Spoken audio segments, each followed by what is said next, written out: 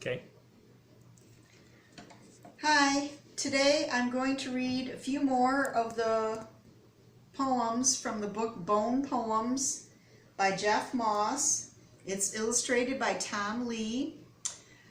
There's some really nice drawings in this book, and some of the poems are very funny. So I just picked out a few of them. If you saw my other video, you'll see that there was a pronunciation guide in here, which is really helpful because a lot of the dinosaur names are extremely difficult. So, let's get started.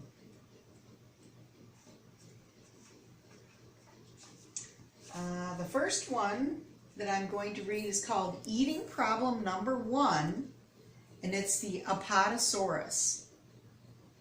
Apatosaurus was really quite large, as high as a building, as wide as a barge. But his mouth was quite tiny, this huge quadruped. So each day he woke in his dinosaur bed with a very big problem inside his small head. How could he keep his great body well fed? How could he avoid the unpleasant condition of dinosaur hunger, or worse, malnutrition? The answer is simple, I'm happy to say. For hours and hours and hours each day, he did what you'd do in a similar state, with a mouth very small and a body so great. He just ate, ate, ate, ate, ate, ate, ate, ate, and ate. So here, his head is pretty small, isn't it?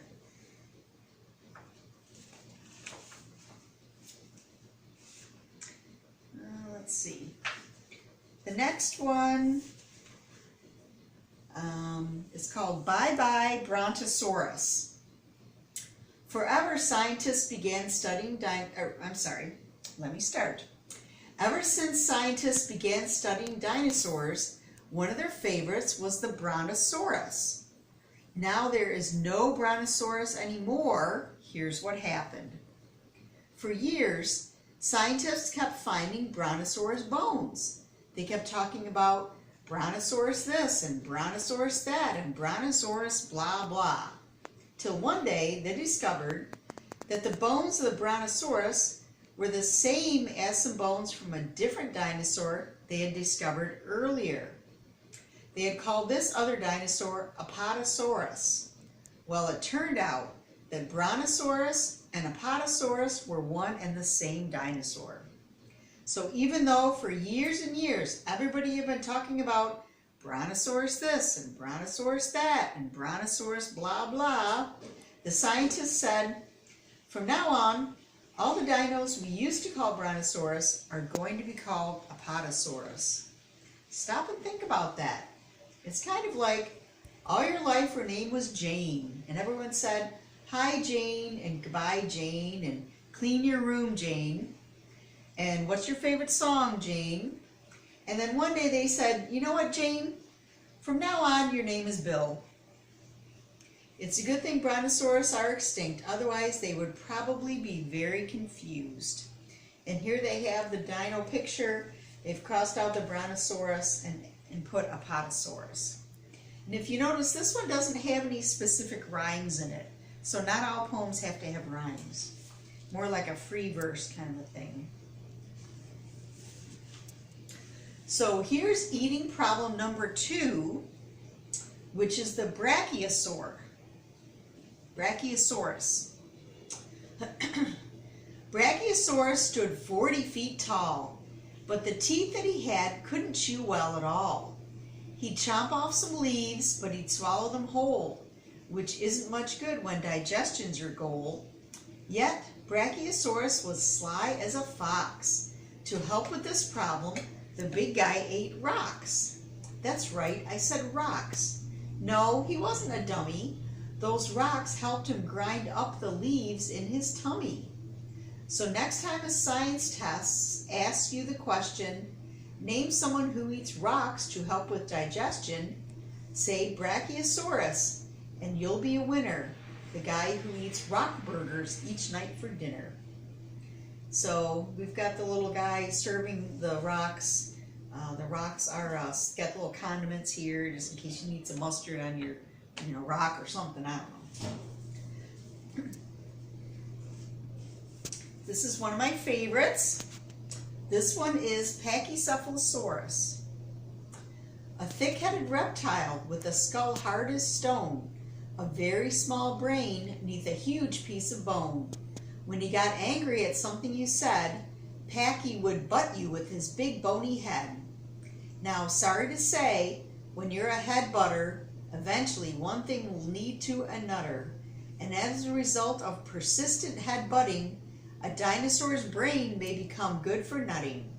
So though Packy's head was the strongest head yet, if you asked what's your name, he'd say, duh, I forget. He's seeing stars. He's seeing little dinosaur stars from all that head butting that he's doing.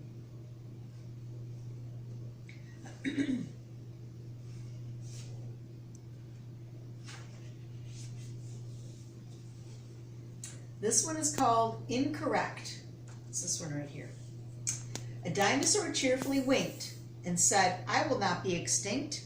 I'm too wise, I'm too clever. I'll be here forever. He wasn't as smart as he thinked. Now this one I believe is a limerick. There's lots of different kinds of poems.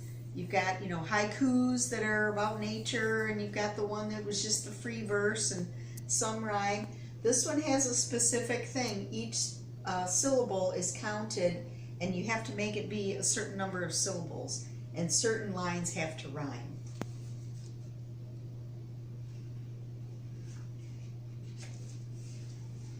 This one's called 206, and if you notice, these are all bones, and they all have a different number on them.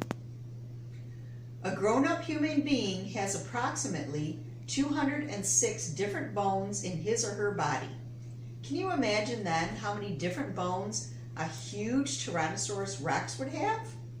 Well, a Tyrannosaurus Rex has approximately 206 different bones in his or her body, same as us.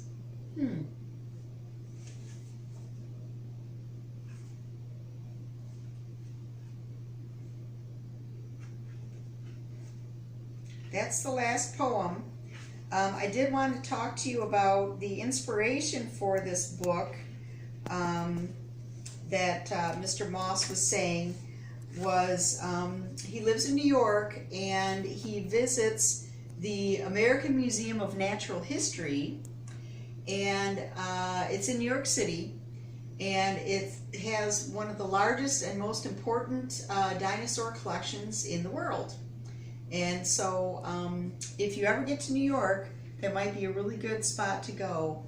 And this is what inspired Mr. Moss to write some of these poems. Hope you enjoyed the book. Maybe you can find it at the library sometime and read all the poems. Thanks.